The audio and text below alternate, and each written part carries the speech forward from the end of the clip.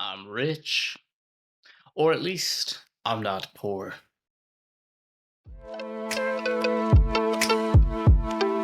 Trevor in Tokyo. So, this week, I'm just going to provide a general update of where things stand. This week, for the most part, was pretty good. As you can tell, I got my first paycheck, so I am no longer living off of my savings. So I was able to spend a little bit more money and get the nice luxuries in life, like a bed and a dresser and a microwave. Soon, I'll get more equipment and better quality videos. So for now, at least, I can go from eating cold rice to warm rice. I tried my darndest to try to find an HD webcam and still have not found any luck.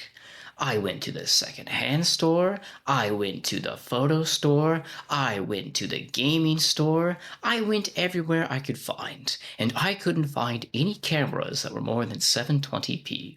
So we're going to have to wait until I can purchase one on Amazon. However, I don't yet have my Japanese debit card, so I can only buy things in person. Towards that end, this week I went to the bank. In order to get a debit card at the Japanese bank, I needed a Japanese number, which I didn't have at the time that I opened the account. I had contacted them after I received my number, but they said there wasn't really a point in applying for the card until I got money in my bank account. Now that I got paid, I set up an appointment to go to the bank. They said it was unnecessary and that I could change my number at the ATM. However, when I went to the ATM on the weekend, I could not change my number at the ATM. And I learned why when I went to my appointment. Well, you see, though the option to change one's number is present at the ATM, it isn't present on the English option, only under the Japanese language option. So, things to keep in mind as I'm operating as a foreigner in Japan is there are sometimes things that are just not available to you because you don't speak the language natively. But that's fine, because the customer service that I received at my appointment to fix this, no issue.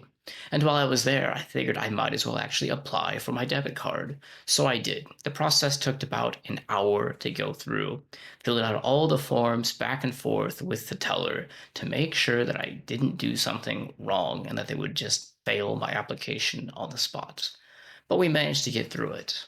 And they even gave me a surprise. For filling out the application, I got canned bread and toilet paper. It's something. Very Japanese. Look at that cute little rabbit. As of note, when I got my debit card, I had the option to go with either Visa, MasterCard, or JCB.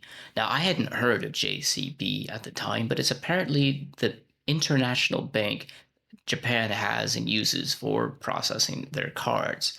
However, from my experience in the States, most places that take a debit card only take Visa, MasterCard, Amex, or Discover.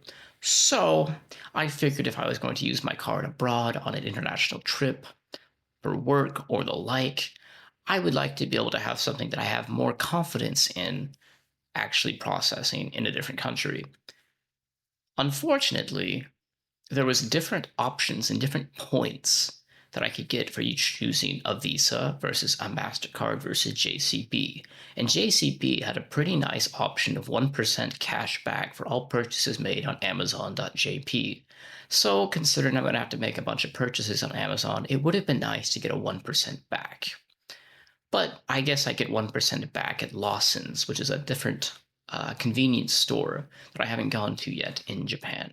Fortunately, I also learned that my original issue that I had anticipated with sending money back to the US for my individual retirement account isn't going to be as big of an issue as I thought. On the app that I was operating through, I thought my bank only would allow me to move up to a couple of $1,000s at a time. And then for each of these transactions back to the US, they would charge me 7,500 yen, which is about $50. So I was doing the math and calculating out how much this would eat up from my rather limited salary. But it turns out that that's only through the app, and the website and the app and the bank are all completely different, even though they have virtually the same name. So it turns out I can move up to about $10,000 at once, which is fine for a $50 fee wiring it internationally. So that's not going to be much of an issue, fortunately. It is something to keep in mind that the Japanese banking system is a little antiquated compared to the US. So the differences in the app versus the website versus in person, and the inability to use the website or the app with some sort of English filter, even though I can use English to fill out the forms at the bank, is a little annoying and something to keep in mind if you're going to set up a residence here. However, I can't really complain too much as this is Japan, and so operating in Japanese is kind of to be expected.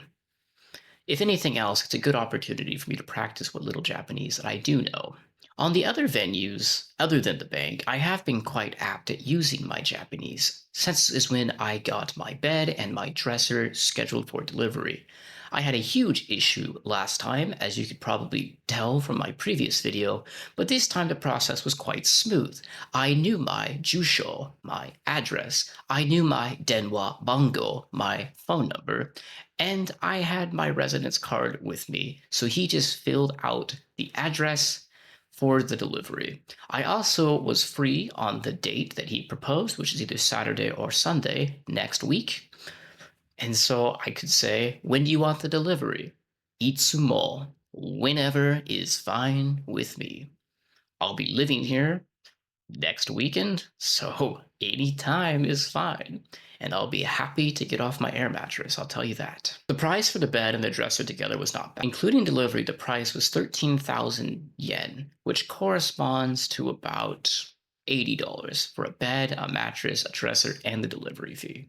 Not bad. As for the refrigerator, I bought it secondhand from the tray fac. The delivery fee would have been 5,000 yen, about $30. Considering I got the microwave, the renji as it's called in Japanese, for 6,000 yen, I didn't want to pay 5,000 yen just to have it delivered. So the Japanese got a wonderful treat of watching me haul this 15-pound microwave half a mile on my shoulder. Interesting note, the microwaves in Japan all seem to be a little unbalanced compared to those in the US. In the US, in my experience, the weight of a microwave is dispersed across both sides of the microwave, such that the weight is a little bit more symmetrical. However, in Japan, all of these microwaves are balanced on one side. So even though it was 15 pounds, it was 15 pounds on one arm and kind of bulky. Also interesting, the microwaves here are way over engineered. There were microwaves that were microwaves, as you would expect, but there are also microwaves that doubled as ovens. So inside of the microwave, you could place your metal tray or metal plate, flip a switch, and now instead of having a microwave function, you have an oven function. I didn't want to pay the extra 10,000 yen for it, and it was also another 10 pounds that I didn't want to carry with me, and I already have a toaster oven. But it's interesting that a lot of the appliances in Japan are completely over-engineered for the purposes that I need them for. But it could make sense if you want a very compact kitchen to condense these appliances down. As for work, it's been a pretty good week. I have been ingratiating myself to my hosts like a parasite, and they simply can't live without me. So I don't think I'm going to get deported anytime soon. Currently, I'm the most advanced scientific programmer in the lab, so I'm the one who's been operating the analysis pipelines, optimizing these pipelines, streamlining these pipelines, and fixing the problems as they arise. So far, my boss enjoys my presence. The only gripe that I had so far is we have meetings every single day, which are at least 2 hours, it seems like. In hindsight, operating in America, we often had meetings, but they were outside of the lab, with other labs or within the department, whereas this is the same people over and over again every single day. On one hand, it is kind of tedious, but on the other hand, it does spark good brainstorming. So it's a different style of doing science in Japan here. It was at these particular cases that I was able to provide feedback on research being done by another student in the lab. And when he had problems that he ran into, I already had solutions that I implemented for my own research. everybody wins. The only issue, of course, being the limitations on my time. I've only had a couple of hours this week to work on my grant, and the days are kicking down. It is due in June, and it's going to be about 100 pages, and I only have about half of that. And the project hasn't been finished yet. So I'm staying busy. Speaking of staying busy, I've been quite busy on my other projects, including my narrations channel and also on my other personal projects that I've been developing. For this channel, it seems like there's really two different veins that I want to pursue at the same time. Thank you for all the support on the previous video. The last one turned out to be the biggest one yet, and it might change how things are going forward. At the same time, I know there are some people back home who would like to see how I'm doing and to ensure that I'm doing well. So my solution to this is I'm probably going to produce two different types of videos a week. One type of video will be more streamlined and polished content, similar to last week, and another will be more free-form, speaking to the camera style as it is this week, that I can put my thoughts down and update everyone about how I'm doing. You are welcome to follow one or the other, but either way, thank you for watching. This week, it's been great. I'm Trevor in Tokyo. See ya next time.